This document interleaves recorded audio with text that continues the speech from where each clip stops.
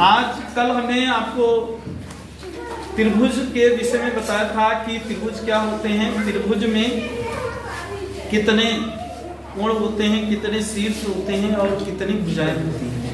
साथ में हमने त्रिभुजों के प्रकार बताए कि त्रिभुज कितने प्रकार के होते हैं।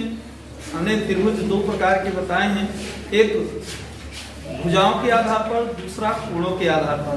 भुजाओं के आधार पर हमने त्रिभुज बताया कि तीन प्रकार के होते हैं, समबाहु त्रिभुज, समद्विबाहु त्रिभुज और विषमबाहु त्रिभुज। इसी प्रकार से कोणों के आधार पर हमने त्रिभुज को बताया है कि समकोण त्रिभुज, न्यून कोण त्रिभुज और अधिक कोण त्रिभुज होते हैं।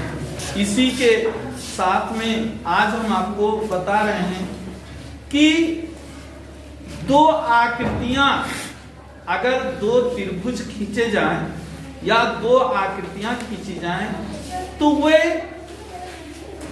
किस तरह से सर्वांगसम होते हैं। वे सर्वांगसम, जैसा नाम क्या है, सर्वांगसम। सर्व माने सभी, आंग, आंग माने अंग, सभी अंग, सम माने समान। तो किन्हीं दो आकृतियों के क्या होते हैं, सभी अंग समान होते हैं, उसे हम क्या कहते हैं, सर्वांगसम कहते हैं। जैसे हम लोग कभी कभी भ्रमित हो जाते हैं। एक व्यक्ति हम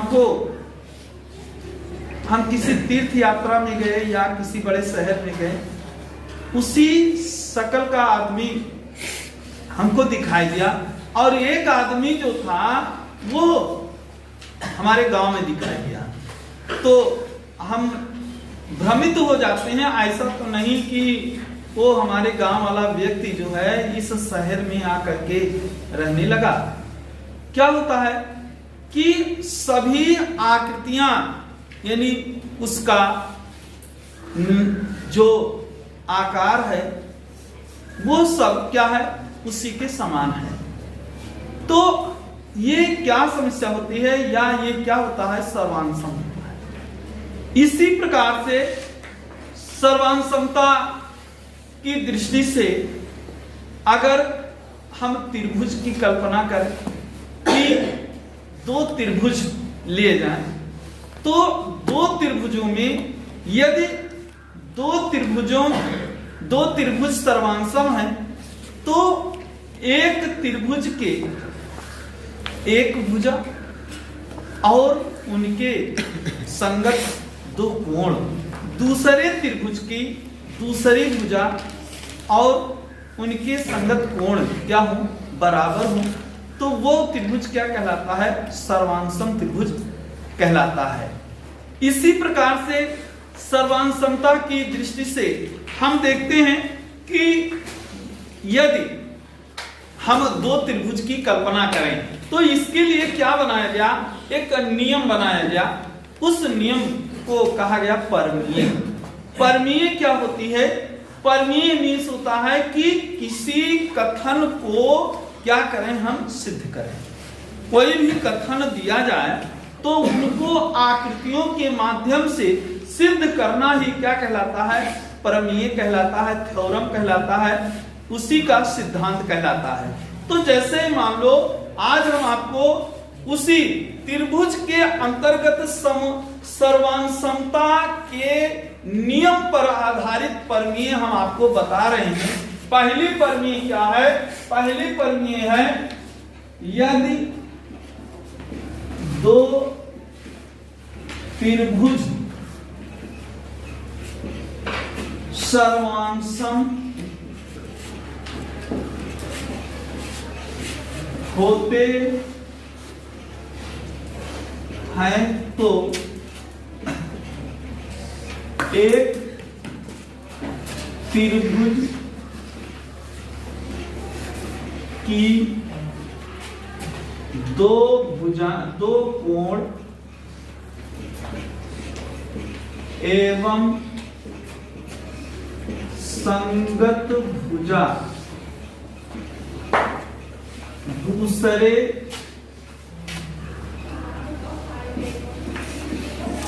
त्रिभुज के दो कोण एवं संगत भुजा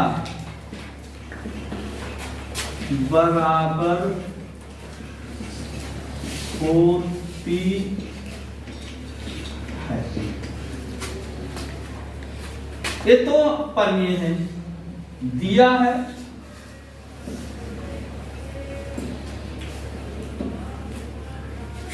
चित्र के माध्यम से दो त्रिभुज, एक त्रिभुज ए बी सी, दूसरा त्रिभुज पी क्यू आर। इस त्रिभुज में दो कोण, एक कोण ये, एक कोण ये कोण, ये कोण, और इनकी भुजा ये दो कोण और इनकी एक भुजाएं क्या हो, बराबर हो, तो त्रिभुज क्या कहलाता है, सर्वांसम कहलाता है। कैसे दिया है, त्रिभुज ए बी सी तथा त्रिभुज पी क्यू आर में क्या है, कोण B बराबर कोण यह है, कोण C बराबर कोण R और BC बराबर PQ। तो इसमें सिद्ध करना है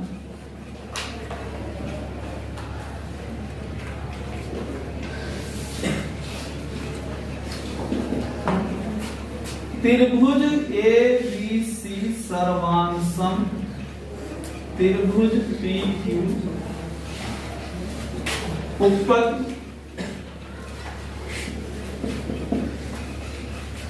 उपपद त्रिभुज ए बी सी तथा त्रिभुज पी क्यू आर में कोण ए बी सी बराबर कोण पी क्यू आर और भुजा बी सी बराबर क्यू आर के तथा कोण ए सी बी बराबर कोण पी आर। तो इस दशा में त्रिभुज कोण भुजा कोण से त्रिभुज ए बी सी सर्वांसम त्रिभुज पी क्यू आर। इसी में अगर दिया जाए कि यदि किसी त्रिभुज के दो कोण और उनकी संगत भुजाएं क्या हो, बराबर हो, तो त्रिभुज सर्वांसम होता है। तो इनके दो कोणों को लेकर हम हल करते हैं, तो त्रिभुज क्या होता है, सर्वांसम होता है। नोटिस अगली प्रमेय है, अगली प्रमेय में दिया गया है कि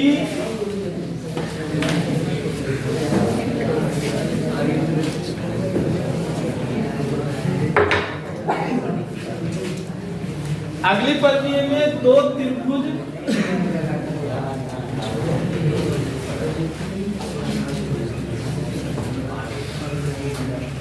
सर्वांसम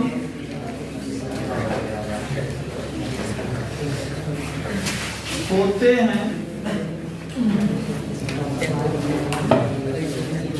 यदि एक त्रिभुज की दो भुजा एवं एक कोण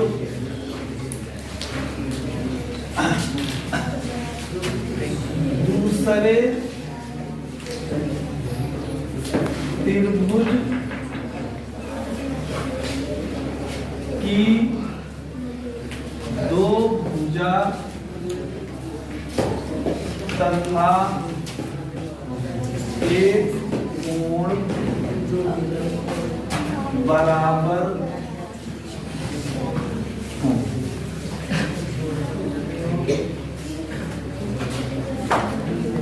इसमें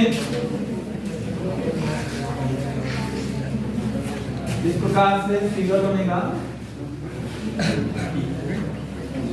ज्ञात है P या A B C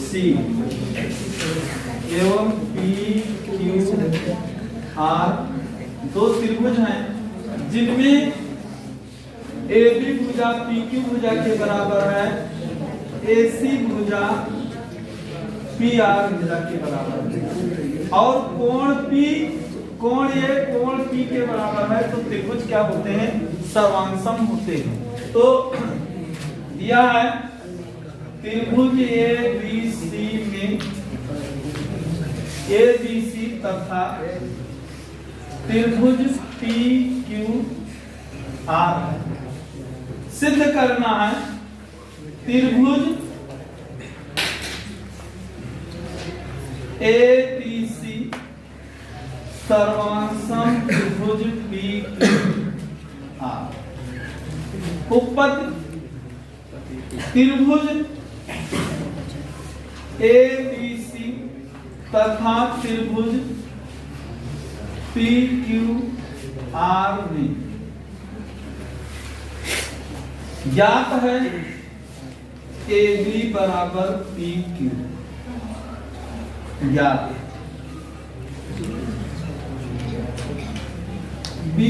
AC बराबर PR ये भी ज्ञात है। तो कोण BAC बराबर कोण QPR दोनों बराबर हैं, इसलिए भुजा कोण भुजा से त्रिभुज ABC सर्वांगसम त्रिभुज PQR। अगर कोई भी त्रिभुज दो त्रिभुज दिए गए हैं, तुलना किससे होती है? दो त्रिभुजों से होती है, दो व्यक्तियों से होती है, दो वस्तुओं से होती है। ना तो एक वस्तु एक व्यक्ति और एक आकृति की तुलना की जा सकती है। जब कंपैरिजन किया जाता है तो दो वस्तुओं में कंपैरिजन किया जाता है। एक वस्तु में कभी एक व्यक्ति में कभी ना तो हार होती है ना ही जीत होती है। तो इसलिए हम यहाँ पर दो आकृतियों को लिए। एक आकृति में क्या है? दो भुजाएं और एक कोण। जैसे इस त्रिभुज में AB भुजा PQ भुजा के बराबर है, AC भुजा PR भुजा के बराबर है, कोण P के बराबर है। तो जब सारी स्थितियां इनके अनुकूल हैं तो क्या होगा? ये है AB PQ के बराबर, AC PR के बराबर, कोण PAC बराबर कोण QPR के। इसलिए भुजा कोण भुजा समरूपता या सर्वांगसमता के नियम से त्रिभुज ABC सर्वांगसम त्रिभुज PQR के होता है। Note this. अगली प्रमेय है, इस प्रमेय में दिया है दो त्रिभुज सर्वांगसम होते हैं। दिया है दो त्रिभुज सर्वांग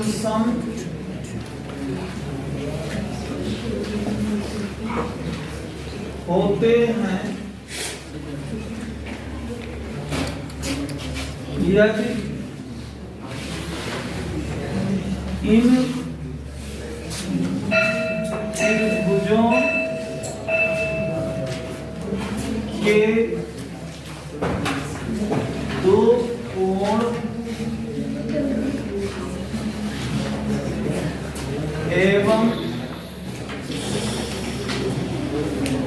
संगत एक भुजाएं बराबर। तो ज्ञात है एक त्रिभुज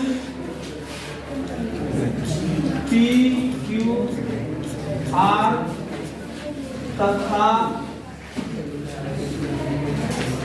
यम यन और ओ। तो ज्ञात है त्रिभुज पी क्यू आर तथा त्रिभुज यम यन ओ बी। कोण P बराबर कोण यम के कोण Q बराबर कोण R के। इसी प्रकार Q R भुजा बराबर है यन O। सिद्ध करना है त्रिभुज P Q R सर्वांग त्रिभुज यम यन ओ। उपपद त्रिभुज P Q R तथा त्रिभुज यम यन ओ में कोण P धन कोण Q धन कोण R बराबर कोण यम धन कोण यम धन कोण ओ। अब हम जानते हैं P बराबर यम और Q बराबर R के, या Q बराबर है Q बराबर यम है। तो यहां से इनके मान रख दिए जाए तो कोण P धन कोण Q धन कोण R बराबर कोण P धन कोण Q धन कोण O। ये इससे कैंसिल, ये इससे कैंसिल। तो कोण R बराबर कोण O के और कोण भुजा ये है ये QR बराबर है यन O के। तो इसलिए सर्वांग समता के नियम से कोण भुजा से त्रिभुज PQR सर्वांग त्रिभुज यम यन। नोटिस